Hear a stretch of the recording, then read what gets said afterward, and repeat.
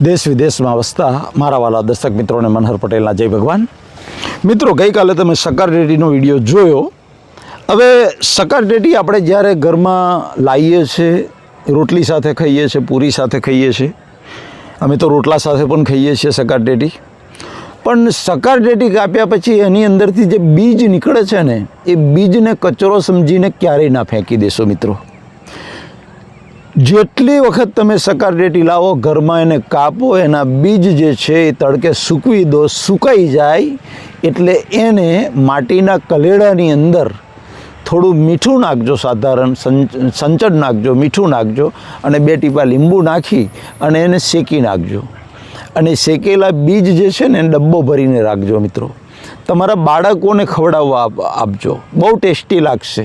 એમાં તમે થોડું સંચળ પણ નાખી શકો, સંચળ, સિંધવ, મીઠું અને લીંબુ થોડું, અને એનો તમે ડબ્બો ભરીને રાખશો. પછી છોકરાઓને તમે રોજ થોડા બીજ ખાવા માટે આપો.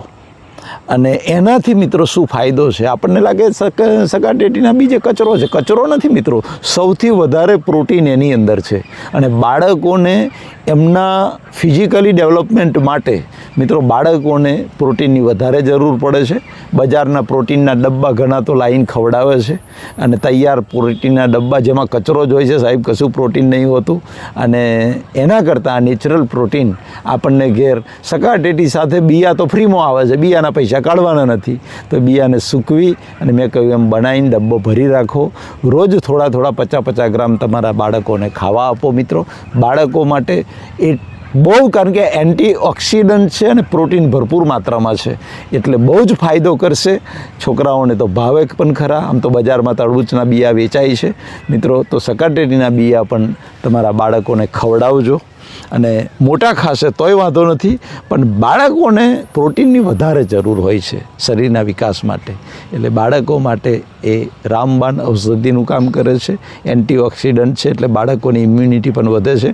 નાના બાળકો હોય, સ્કૂલમાં ભણતા, એમને કફ વધી જતો હોય છે વારંવાર, તો એ કફ નાશક પણ છે. તો આશા રાખું કે મિત્રો શક્કરટેટીના બીજને તમે ફેંકી નહીં દો, અને મેં કહ્યું એ પ્રમાણે એનો ઉપયોગ કરી લેજો.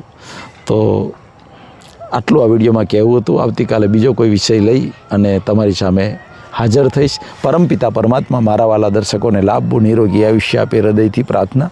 મનહર પટેલના જય ભારત, જય હિન્દ, જય ગુજરાત.